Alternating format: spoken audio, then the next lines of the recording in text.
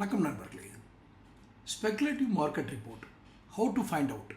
இந்த speculative market ரிப்போர்ட்டுங்கிறது பொதுவாக ஒரு மார்க்கெட்டிங் சேல்ஸ் டீம், அதுக்கு அந்த ஹெட்டு, அந்த மார்க்கெட்டிங் ஹெட் ஆர் சேல்ஸ் ஹெட்டுக்கு வரக்கூடிய ரிப்போர்ட்டுகள், அந்த ஜூனியர்ஸ்னால் வரக்கூடிய ரிப்போர்ட்டுகள் இருக்குது பார்த்தீங்களா, அவங்ககிட்டேருந்து வரக்கூடிய ரிப்போர்ட்டு. அதில் ஸ்பெகுலேட்டிவ் மார்க்கெட்டிங் ரிப்போர்ட், அது என்னது? யூகத்தின் அடிப்படையில் ஒரு ரிப்போர்ட் கொடுக்குறது. இது பொதுவாக நடக்கிற ஒரு விஷயந்தான். மார்க்கெட்டிங்லேயும் சேல்ஸ்லேயும் இருந்துகிட்டு இருக்கவங்களுக்கு தெரியும். காலையில் ஆஃபீஸில் சொல்லிட்டு கிளம்புனாங்கன்னா ஸ்ட்ரைட்டாக கஸ்டமர் ஆஃபீஸுக்கு போகக்கூடிய ஆட்கள் ரொம்ப கம்மி தான், ஃபியூ பீப்புள். ஏதாவது அவங்களுக்கு வேண்டிய சில இதுகளில் போய் பார்த்து, ஏன்னா அதுக்காக அவங்க வேலையை உதாசீனப்படுத்துகிறாங்கன்னு அர்த்தம் இல்லை. ஆனால் ஏதோ ஒரு வகையில் யாராவது பார்த்து இன்றைக்குள்ள ஆர்டர் பிடிக்கலாமா, இதுக்கு சம்மந்தப்பட்ட ஆட்களை பார்க்கலாமா, அப்படி இப்படின்னு கொஞ்சம் ஆலோசனை பண்ணுவாங்க.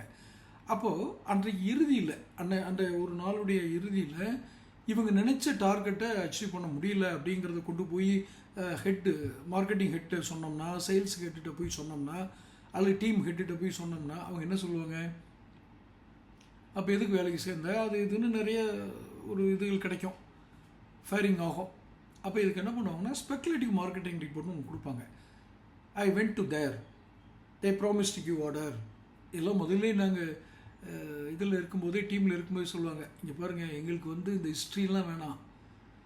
ஐ went there, he offered coffee, I say good morning, he offered coffee and he promise to give order on next month on next visit. இந்த கதையெல்லாம் வேணாம். எங்கே அப்படின்னு கேட்கக்கூடிய டீம் லீடர்ஸ்லாம் நான் பார்த்துருக்கேன். அப்போ இந்த சரி, இப்போ இந்த ஸ்பெகுலேட்டிவ் மார்க்கெட்டிங் இதனால தான் அந்த ரிப்போர்ட் வருது. நான் போனேன், அவர் ஆர்டர் தரேன்ட்டார், நாளைக்கு தரேன்னு சொன்னார், அல்லது அடுத்த மாதத்தோட சேர்த்து தரேன்னு சொன்னார், ஒரு குறிப்பிட்ட காலம் சொல்லுவாங்க. இது ஸ்பெகுலேட்டிவ் தானா அல்லது உண்மையான ரிப்போர்ட்டா அப்படிங்கிறதுக்கும், இந்த டீம் மெம்பர் அங்கே போய் ரீச் ஆகிட்டு தான் வந்தாராங்கிறத கண்டுபிடிக்கிறதுக்கு ஒரே ஒரு டெக்னிக் முன்னாடி பயன்படுத்துவாங்க. எப்படின்னா, இவங்க ஒரு ப்ராடக்ட்டு, ஒரு பிராண்டு, இவங்க அனுப்பிச்சு விட்ட டீம் மெம்பர் போய் அவரை சந்திச்சுட்டு வந்தார், அந்த மாவட்டத்திலே பெரிய டிஸ்ட்ரிபியூட்டர் ஒருத்தரை பார்த்துட்டு வந்துட்டேன்னு சொன்னார்னா, இவர் அந்த ரிப்போர்ட்டில் கேட்பார், இப்போ இவர் இப்போ என்ன பிராண்ட் யூஸ் பண்ணிகிட்டு இருக்காரு? ப்ராடக்ட் ஒன்று தான், இப்போ என்ன பிராண்ட் யூஸ் பண்ணுறாரு இவர் இல்லை அப்படின்னா, உண்மையிலேயே அங்கே போய் அட்டன் பண்ணவங்களுக்கு அந்த இடத்த பார்க்கும்போதோ இல்லை பேசும்போதோ கேட்டிருப்பாங்க, நமக்கு காம்படிட்டர் இவர், இந்த காம்படிட்டர் ப்ராடக்டை இவர் யூஸ் பண்ணிகிட்டு இருக்காருங்கிறது தெரியும். அப்போ ஸ்பெகுலேட்டிவாக தான் கொடுக்குற ஆளாக இருந்தால் அது போயிருக்கவும் மாட்டார், அவருக்கு தெரியவும் செய்யாது. இது ஒரு சாதாரணமாக எல்லோரும் கண்டுபிடிக்கக்கூடியது. இன்னொன்று, இந்த ஸ்பெகுலேட்டிவ் மார்க்கெட்டிங்கை கண்டுபிடிக்கணும்னா இந்த ஹெட்டுக்கு முதல்ல அந்த நாலேஜ் இருக்கணும், அது எக்ஸ்பீரியன்ஸ்லாம் கிடைக்கும். போகாமலே இருந்த இடத்துல உட்காந்து, இந்த இடத்துல இப்படி தான் இருக்குது, அப்போ இவ்வளோ தான் அது விற்கும், இப்படி தான் அது இருக்கும்ன்றத ஒரு கணிப்பு இருக்கணும். இல்லைன்னா ஸ்பெகுலேட்டிவ் மார்க்கெட்டிங்னால என்ன நடக்கும் அதை கண்டுபிடிக்க தெரியல. அதை கண்டுபிடிச்சாச்சுன்னா நம்ம அன்றைக்கி ஒரு முடிவு எடுத்துடலாம், இனிமேல் இதை பண்ணாதீங்கன்னு சொல்லலாம், அல்லது வேறு திருத்தங்கள் பண்ணலாம். ஆனால் கண்டுபிடிக்க முடியலன்னா ஏற்படுற விளைவுகள் இருக்குது பாருங்கள், அது ரொம்ப மிக அதிகம்.